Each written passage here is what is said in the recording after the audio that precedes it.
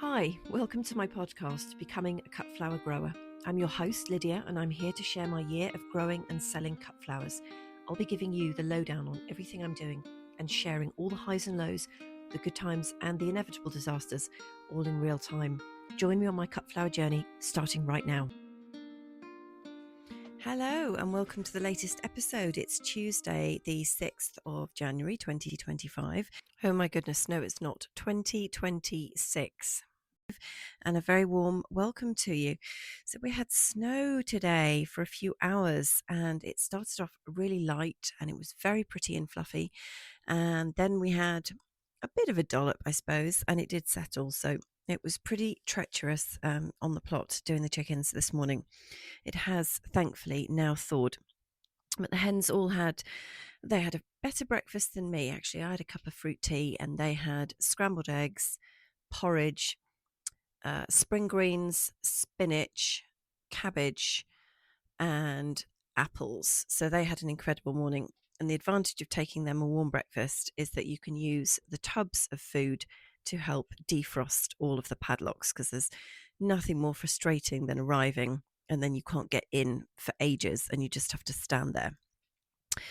And I'm actually home now after 2 weeks. I've been house sitting for some gardening clients of mine, which has been absolutely incredible and really very challenging being away over Christmas and New Year. Now, this is something that I've done house sitting before, but I've never actually been away over Christmas. And it was really interesting just packing what I thought I would need.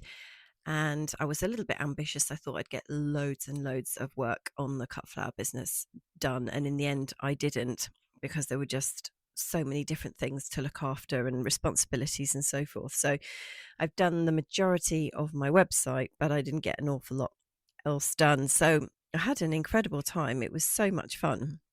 And I was looking after some cats and a dog. And I was really spoiled because there was underfloor heating, masses of ovens and an open fire. But it did make doing Christmas lunch a bit of a challenge, because other people's ovens are just, always very different from your own, and you don't know where anything is. So you're using someone else's pots and pans and utensils. And I did take some of my own knives because I'm a bit particular about my knives.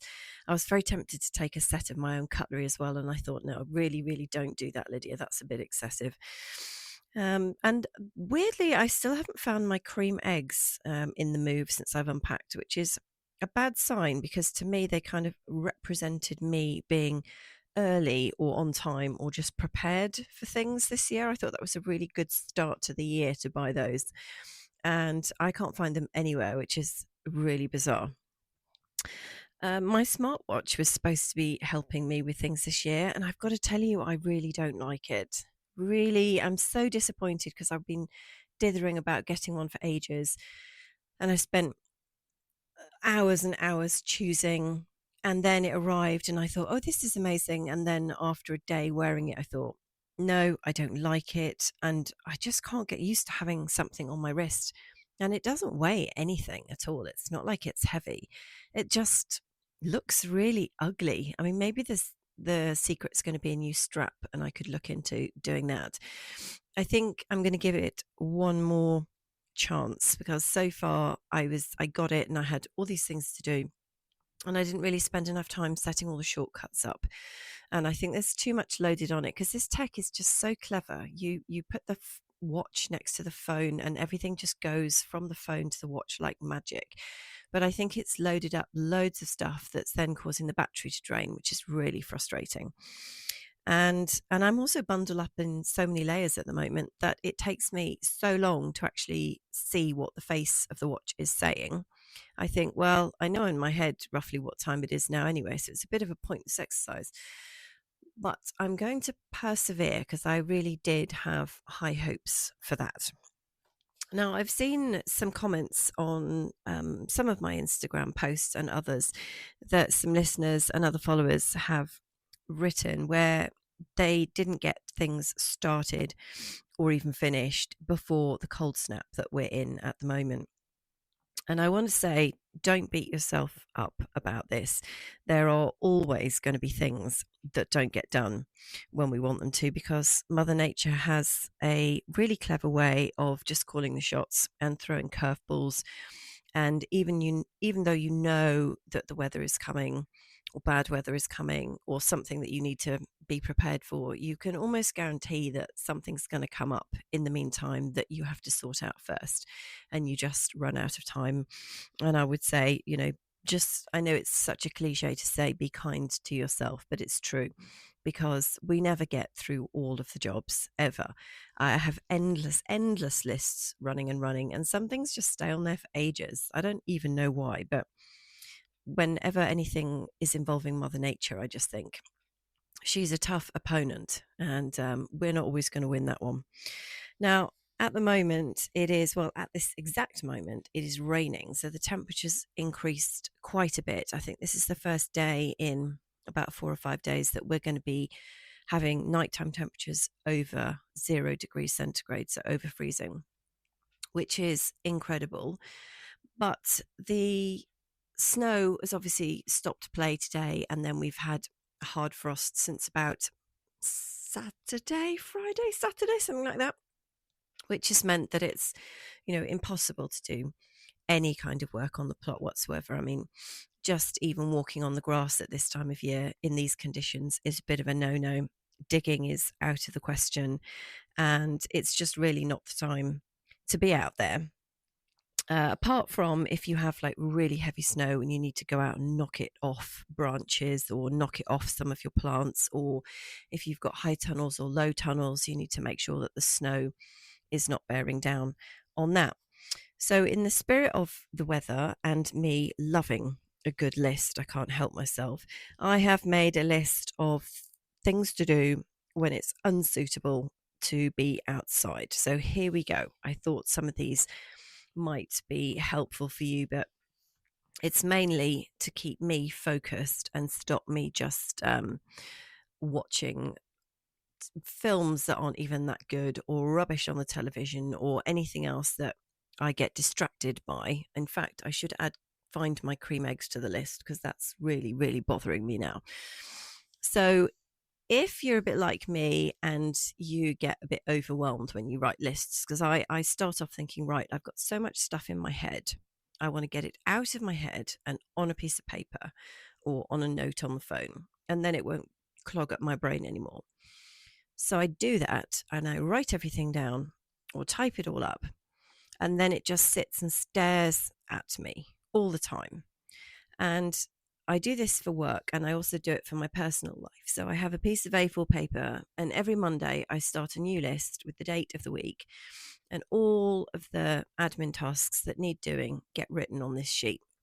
And it's become a bit of a ritual, and I'm trying to think about ways of breaking away from it, because all that happens is I get up on Monday morning, I start a fresh list, I add all these things to it, and then I just look at it and think, oh my goodness, I can't face doing all of this. It's just too much.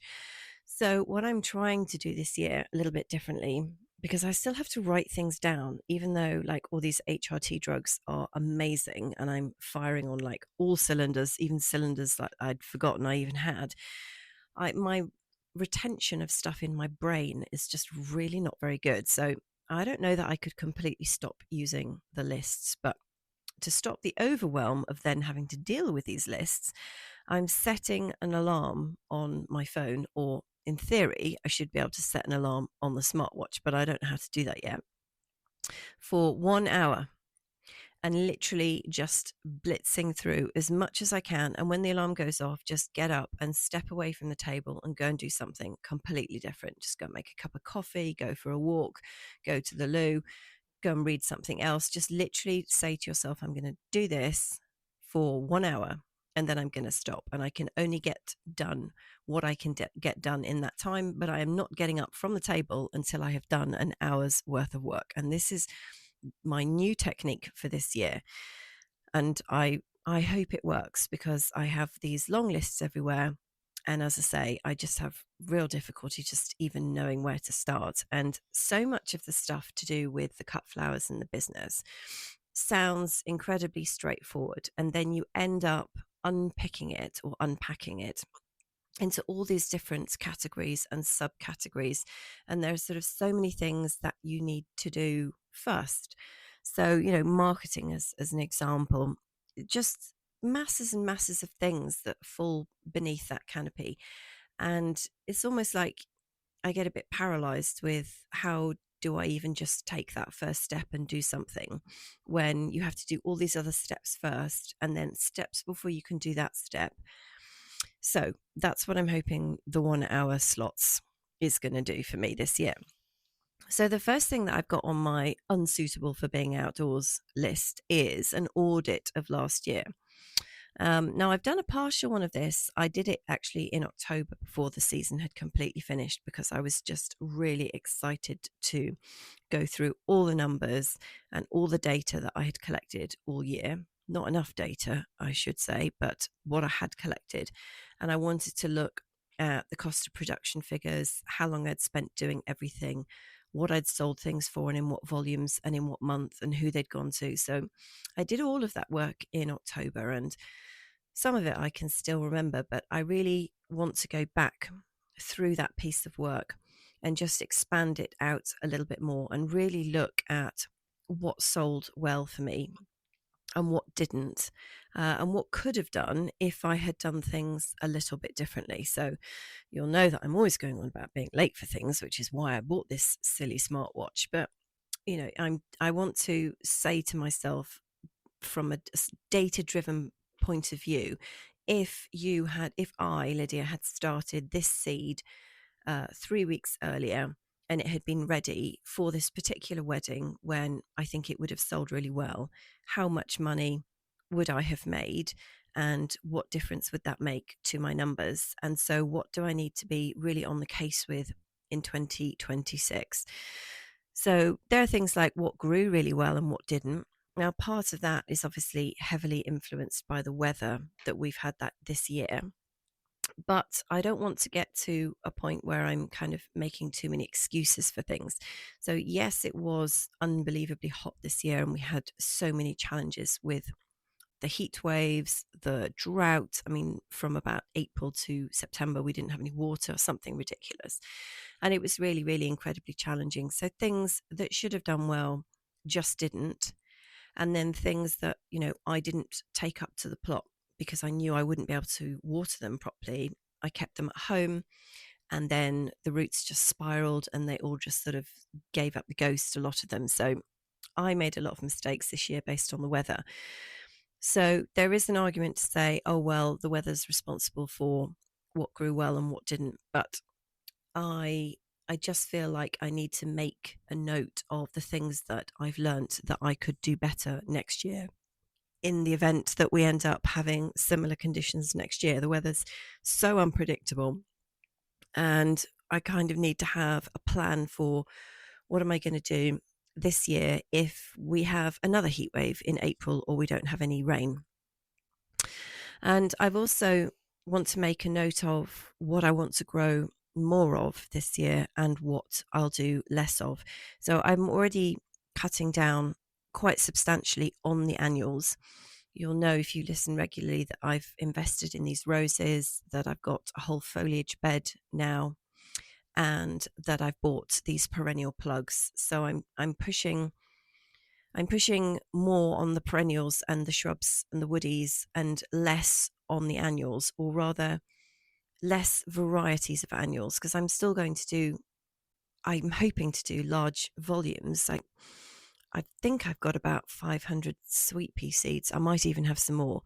And I've got hundreds and hundreds of zinnias. And I've bought quite a lot of cosmos. But the point is, I don't want to have sort of 20 different types of annuals and be trying to constantly be thinking, what does each individual one need? There's so much to take on board.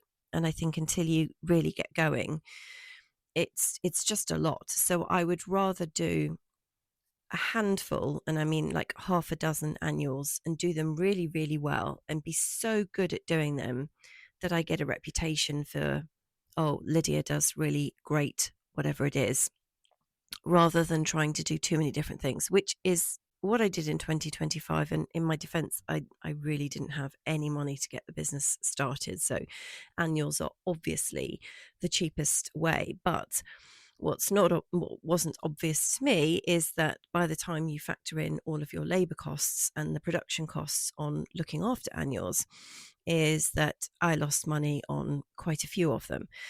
So the perennials are, they're all out in the field already. That I've got a few troughs at home of little tiny Veronica and Verbascum that need to go up in the field, and I'll do them in due course. But essentially everything that's up in the field now is up there, and there's nothing else for me to do.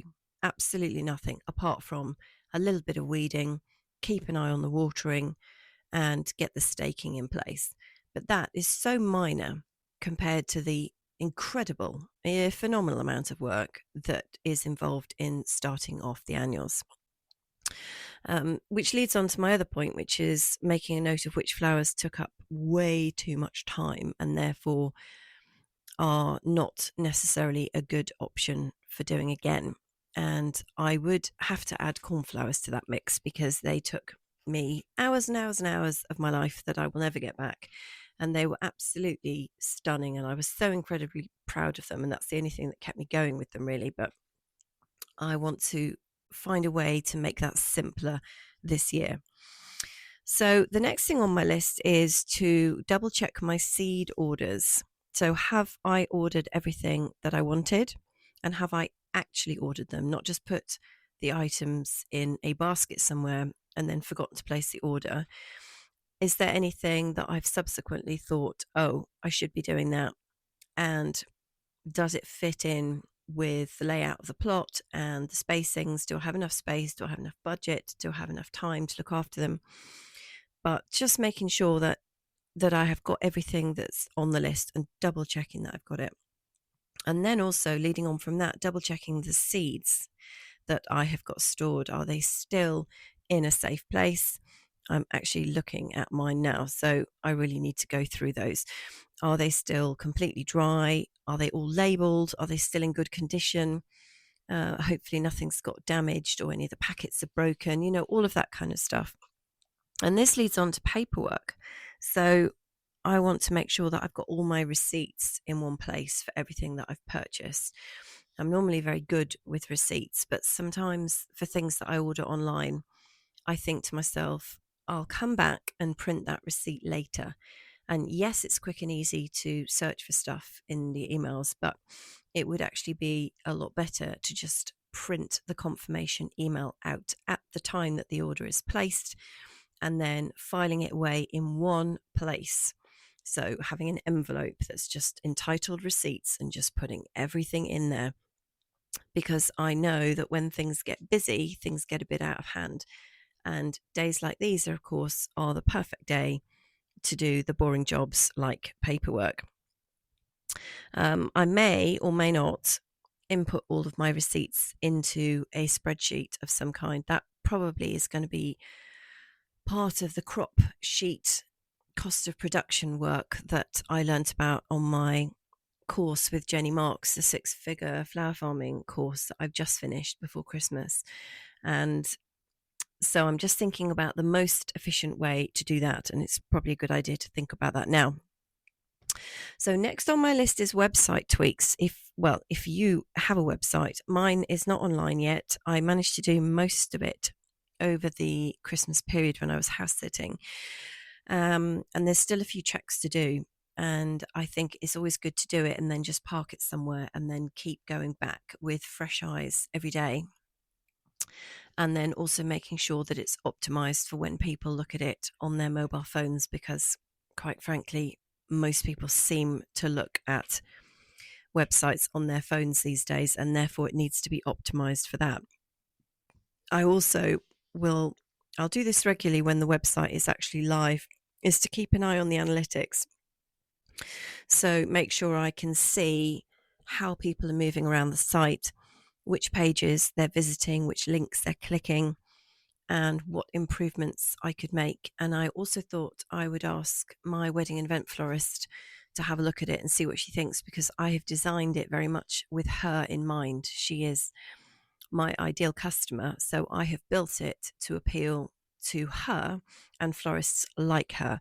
So it would be super useful to get her feedback as well, to make sure that it's kind of resonating with her. Now, social media stuff, this is something that can be done on unsuitable weather days, as long as I make like what do you call it these days, like guardrails, so I don't end up just doing a deep dive into somebody I don't know and tracking back through all of their social media and not actually getting on with anything useful. Now, there's this whole thing about batching your social media posts, so you sort of prepare 10 posts in advance and then you either leave them in your drafts or you schedule them to go out later. Well, I like doing live things, so I can put a reel together in about 10 minutes, and I prefer to just do that. But then after everything I've just learned on this business course about marketing, I'm thinking that I need to look at all of my social media, well, basically my Instagram posts, and make sure that they're actually hitting the spot and that they are appealing to my ideal customer. So it's not necessarily a great idea or anything to be proud of that I can fire one out in 10 minutes if it's a complete waste of time and it doesn't hit the mark with anybody that I want it to. These sort of days also perfect for admin. I mean, this is probably one that I would try and dodge. Stuff like, is all my paperwork in the right place? Is it organized? Are my notes legible? Do I need to sort my folders out? Do I need to streamline them? I do need to go and buy a wall calendar. I'm going to go and do that because I think that will just be super useful. I'm such a visual person. I either need a voice coming out of my smartwatch telling me to do something, or I need to see it on a wall calendar, and then it will just get embedded into my brain. And the big one on this list, the really huge one actually, is photos. Now, I don't know if you're anything like me, but I just love taking photos. In fact, I went through a phase of taking photos like every day just to remember where I'd actually been, because when I had those problems with my hormones last year, and in fact in the summer this year when my meds weren't right and I sort of fell off the rails a little bit, I used to actually take photos, at least 2 or 3 a day, just to remember where I'd been and what I'd been up to, because I couldn't remember a single thing. Anyway, I have just checked how many photos I have just before I started doing this episode, and I have 39,591 photos and 2,706 videos, which just is absolutely ridiculous. Now, that is from my life for the last couple of years, but it's not all plot related, flower related stuff, and I desperately need to sort them into albums so that I can actually use them quickly when I need them. Because although I love doing live reels or live posts of what I'm doing, it would also be really useful to be able to do montages or collages, whatever the right word is, of other photos. And at the moment, I really don't have them all in one sensible place. And sometimes I remember to tag them, and sometimes I don't. And sometimes the location tags work for where the plot is, and sometimes it's very random and you get all sorts of weird stuff coming up. And I also have to sort out my laptop, because if you remember a month or so ago before Christmas, I managed to wipe the entire thing because I was supposed to be wiping an iPad, and I managed to wipe my own laptop instead. And then with the help of ChatGPT, we managed to actually restore all of my data back onto the laptop. But what it did in the process, because I don't have a clue what I'm doing, but I was so desperate to not lose my data, I just did it myself, and I should have probably gone to an IT person. And I have managed to mess something up on my laptop. And so I've basically, I think, got these kind of partitions somewhere. And the computer thinks that most of my laptop is already full when it's not. And so I can't do any more syncing of my photos because it keeps saying there's no more local storage available. Well, there is. It's just that it's just what I've done. So I need to work out whether I need an IT person or whether I can just go to an Apple shop and they will help me sort it out. But definitely, I think sorting photos out is a fantastic rainy day exercise, and getting rid of all the rubbish that's on there, but also just having them all in groups and being able to just have access to them immediately would be incredible. And the final thing that I have got on my list, although I guess I could sort of tick this one off, is to learn something. So having just done this really intensive business course in the run up to Christmas, which was just insane. Best thing I've ever done, actually. It was incredible. But I feel like I've probably ticked the learning something box for at least a couple of months while I just get on with this outstanding list of things to do with when the weather's unsuitable. But there is absolutely nothing wrong with carrying on learning. Either books or the internet. I mean, the trouble with the internet is that you start off and then you just often end up going off at a tangent or you get distracted. So YouTube videos are wonderful, podcasts are wonderful, as long as I stay focused and don't go wandering off into anything else. And then obviously seeing all these posts from people who are super organized and then feeling that everybody else has got it sorted and I haven't, which really doesn't help with mood and confidence levels. So if I'm going to go off and do research, it has to be very, very specific and very focused and not getting sidelined. Now, that's the bulk of what I wanted to talk about this evening. We have apparently now a named storm on its way, and absolutely masses of rain coming on Thursday, which will be great for topping up the water bowsers and giving everything a bit of a drink. And it should mean that I get to make a start on this list with my special 1 hour blocks. And hopefully I will find those cream eggs as well. So I'll be working my way through this. Please come back and join me on Friday for the latest episode, as always. And if you have any questions or anything that you think you would like me to talk about on the podcast that you think might be useful for other listeners, or any questions or anything like that, then please don't hesitate to send me a DM on Instagram, and I will be very happy to have a bit of a natter about that. So that's all from me this evening. Have a wonderful week and stay safe and happy and joyful wherever you are. And I'll catch up with you soon. All the best.